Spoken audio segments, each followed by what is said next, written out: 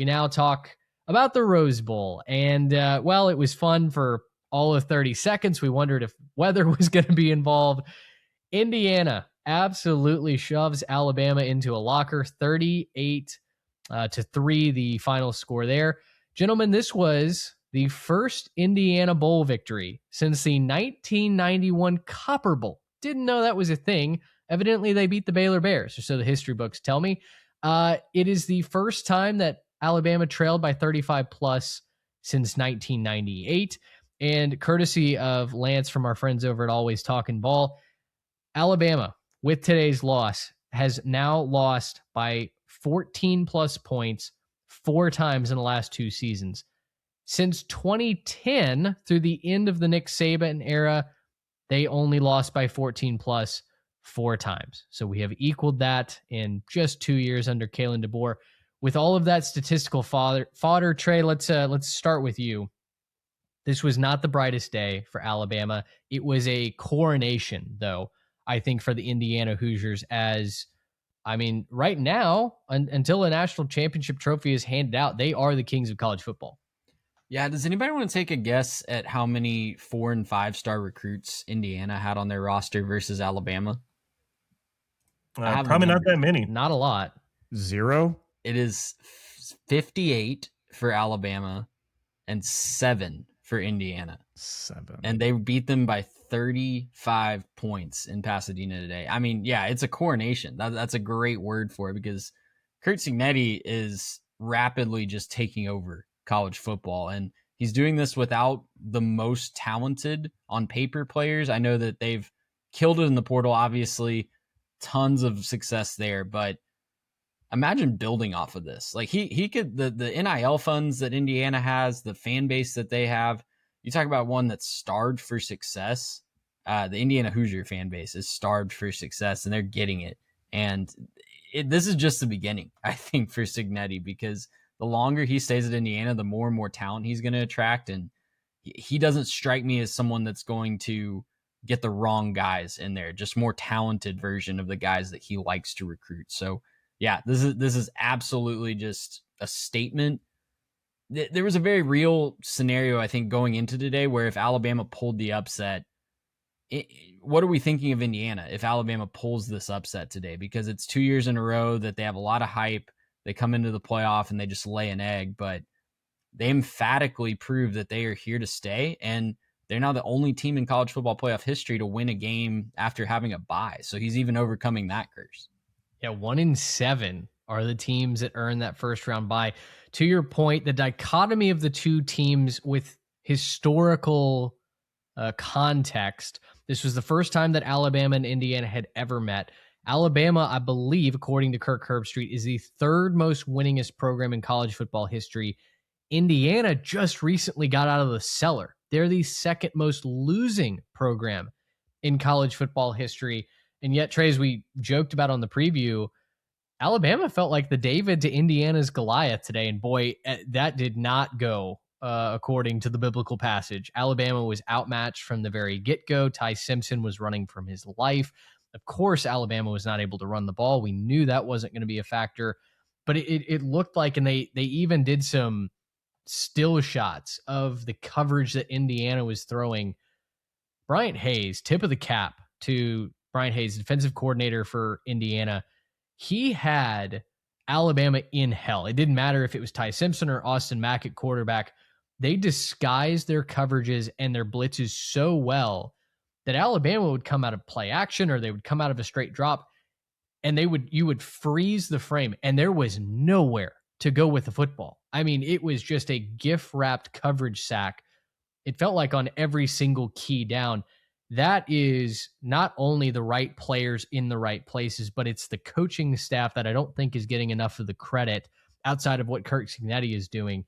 Indiana has absolutely everything going for them right now. You've got Fernando Mendoza, who threw more touchdown passes than he had incompletions today.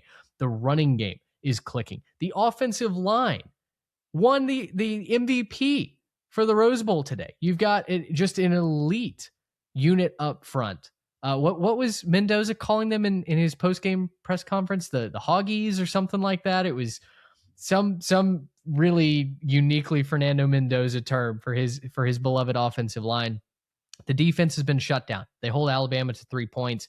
It was a painful 3 points at that. The Twitter comments were gold. I mean, this team, guys, feels like the team of 2025 destiny. Are we all on the same page that it feels like it's Indiana and the other 3 teams at this point for the national championship? Absolutely. I mean, Trey and Garrett, tell me if you feel differently, but before the CFP started, I thought we'd get Ohio State, Indiana again in the title game. That was my official pick. I thought I would want chalk. I thought we'd just get 1-2. And I think Indiana is going to hold up that end of the bargain because there's no part of their game where they look weak. And I said this a lot on Fan University on 105 Through the Fan this last fall. We have normalized how good Indiana is. I just don't think, we still don't, and all the stats, Mitch, that you mentioned, they're the losingest program in the sport at the FBS level up until now. It is not normal for them to do this. And I just cannot, it's still hard to fathom that Indiana of all schools has become this Alabama-esque team where they just run roughshod. They do everything better than you. And it was even funny how the Midwest followed them to Pasadena. That's what it felt like. I went to South Bend, Indiana for a Notre Dame game earlier this year, and it was gray. It was dreary. It was a little drizzly. And I'm like, that's Indiana. And of course it follows them out there. It's just everything is coming up their way. So yeah, 16-0 Indiana is 3. Those are words that should never be said together, but it seems inevitable. See, I'm just trying to figure out how, we have the fun Cinderella team feel good thing and also the clear cut number 1 at the same time. We're all, I think, as a collective rooting for Indiana to win the whole thing because it would be fun and it would feel good. And, oh man, they just turned it around in a couple of years. But they're also obviously dominating everybody else, right? I don't think that there's any question about that. And I think that it would be shocking at this point if they lost. And you got to give your roses to whoever you need to, right? Pun fully intended. Kalen Black, Roman Hemby did a great job on the ground. I mean, they're just a dominant, 1-2 punch in the run game. Mendoza was sharp. He looked really good. He wasn't necessarily used as much today, but didn't necessarily have to be used as much today. Mitch, you were talking, the defense just forced the issue, right? Bama was absolutely in shambles. They couldn't figure anything out.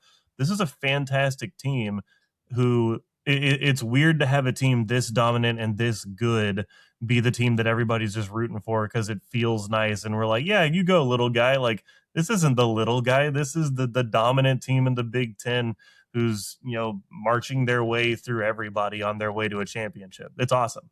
With no 4 and 5 stars. Mentioned earlier, that. I think that's part of it is they are so dominant, but they're doing it with guys you've never heard of before. And I know some of the guys on the team this year were on the 11-1 in the regular season team from last year, which of all the teams early in that first playoff round last year, they had the closest loss. They only lost by 10. Right. So there was and we talked a ton last year how they didn't play anybody. And when they played Ohio State, they got blown out. And when they played Notre Dame on the road, they lost by double digits, right? But they were still a lot closer than Clemson was or any of the other teams who played in the first round last year. And then obviously the fruits of those labors are here now. But yeah, there's no household names. I mean, even Fernando Mendoza, I still feel like the casual fan, you say that they might not even know who he is, even though he won the Heisman in a way that I think that's what makes it so appealing to watch. The very workmanlike Big Ten ass, players do their thing at a place where you never expect it from. Well, and even then, Fernando Mendoza is so easy to root for. It's really he's flipping awesome. Yeah, it's easy to find these high level quarterbacks who win the Heisman and they're kind of a jerk. And you kind of just know, I don't think I'd like hanging out with him for more than 5 seconds. But I see Fernando Mendoza out there, and I'm yeah, I want to go hang out with that guy. I want to go drink with him after the game. It seems like a fun guy to just kind of hang out and kick back with. He looks like he's having fun. He rides that line of, has the intensity where you can tell he's having fun, but it's not affecting the way that he plays the game, and he's not making stupid mistakes. He's just really easy to root for, and that goes for a lot of that team. Absolutely. And he gets to go home to his model trains after it's all over, right? So it's a win-win. The way that Indiana managed this game outside of guys, the first and third down, of the opening possession when Alabama brought the house. They got Mendoza on the ground twice. Outside of those two plays, there was never a moment where I felt like, okay, now what does Mike Shanahan do? Offensive coordinator for the Hoosiers. Where does he go next? They took away this, so what's his answer? It was whatever Indiana wanted through the air, on the ground. And to your point, Kirk Herbstreit was mentioning this on the broadcast too. It's a lot of guys that did not get the 5-star rating coming out of high school, right? Roman Himby transferred away from Maryland. You had a bunch of guys follow Curt Cignetti from James Madison. Nobody was ranking those guys highly. And yet it all comes down to the coaching, having players be in the right situations, the culture, Garrett, as you mentioned off the top of the show. All of that beats star rating any day of the week. And I think that's what's so special about this Indiana team is, yes, they are a talented group of guys that are coached very well, but they all like playing for Indiana. They mentioned it multiple times in the Rose Bowl ceremony. This was the best game of their lives. And you know what? The next game has the opportunity to be the best day, the best game of their lives, best day, the best game of Indiana fans' lives as well. So, a lot of those fans that watched Indiana go 0-12 in campaigns in years past, they've got to be just drinking all this up. First ever Rose Bowl win, first win over Alabama. So much history for this Indiana team.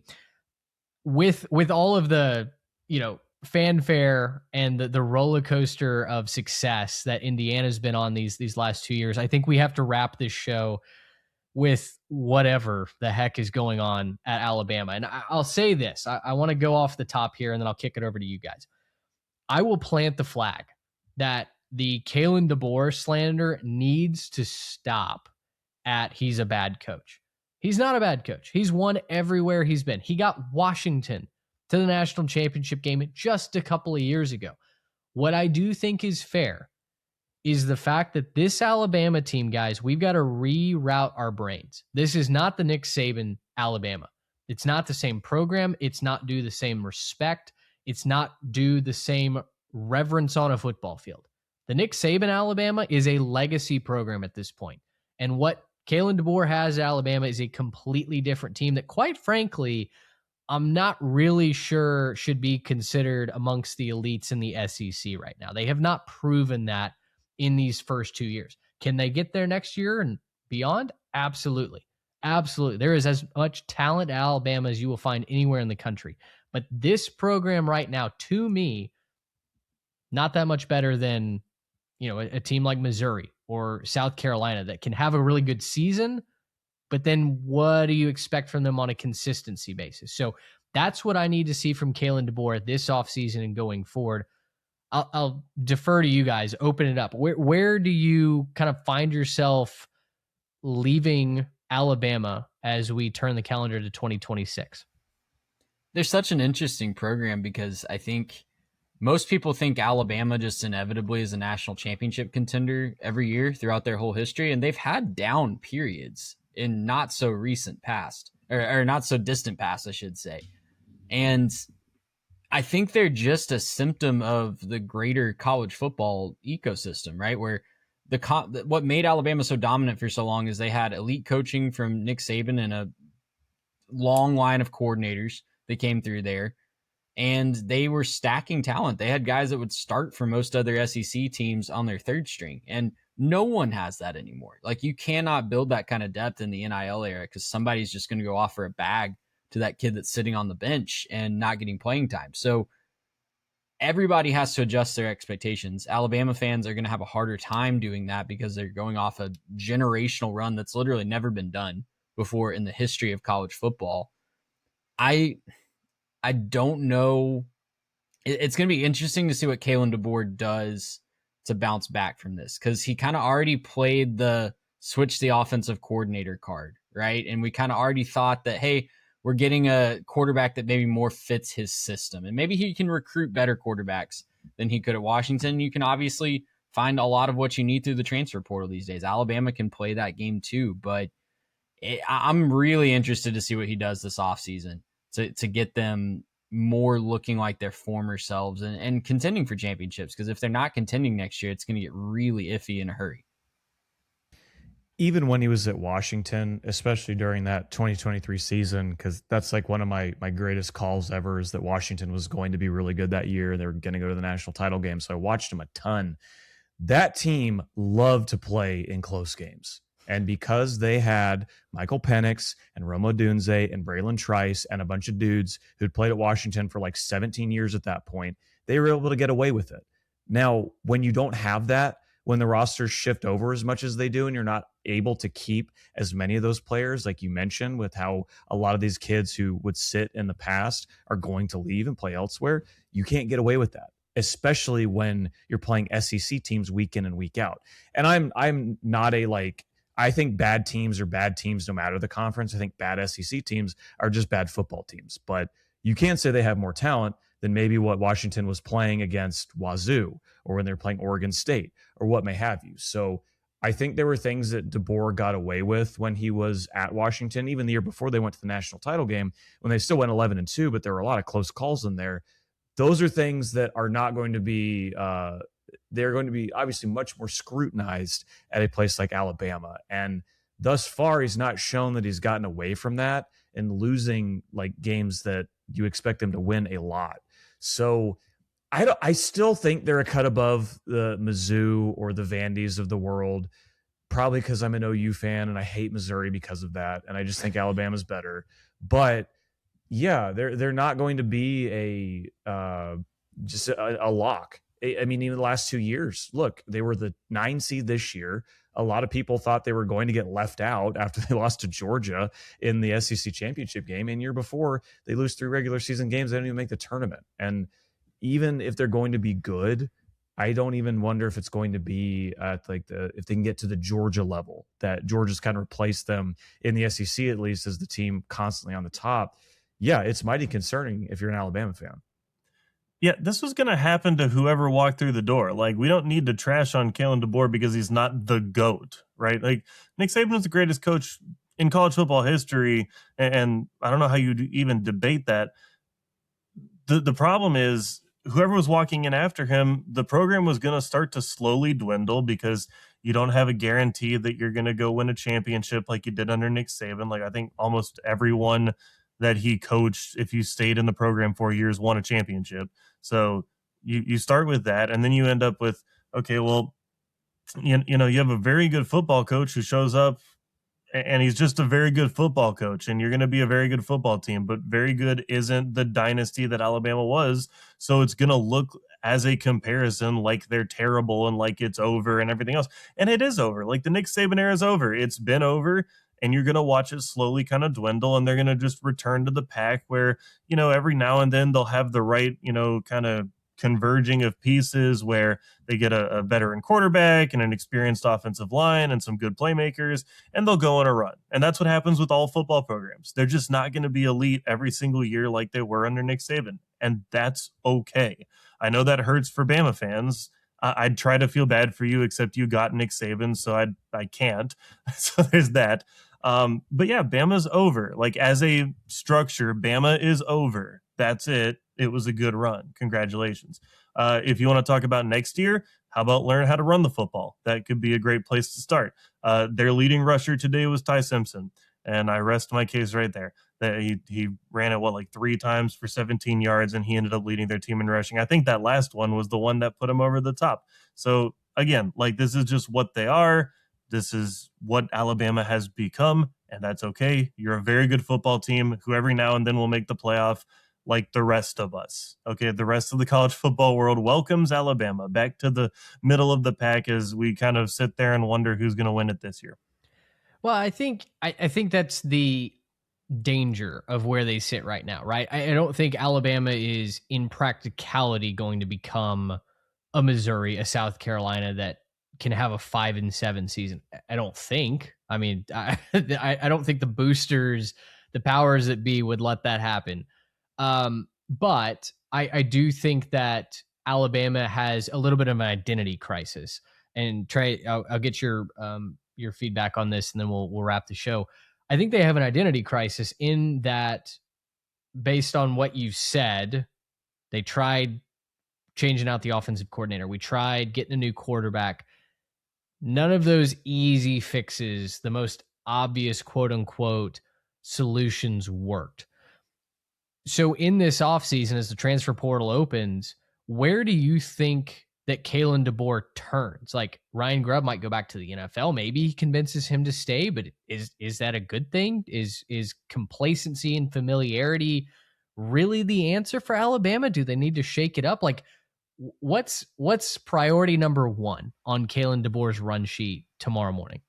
Figuring out how to run the football. I like that I don't want to oversimplify it, but if they have a run game like they did this year, next year, then they're going to be struggling to win 8 games because their schedule is more difficult next year. And they kind of got the benefit of the doubt with some teams that ended up being worse than their little number next to their name when they played them.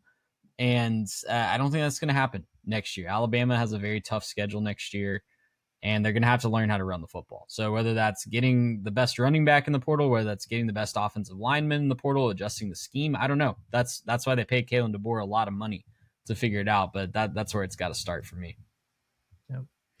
Well, and we'll see what Alabama turns to. I know they've got some questions at wide receiver as well. The offensive line needs to improve. Secondary looked good at times down the stretch, but I'm sure there are questions that Alabama has there as well. I know a lot of really sad Alabama fans today, especially after the historic whooping that they got.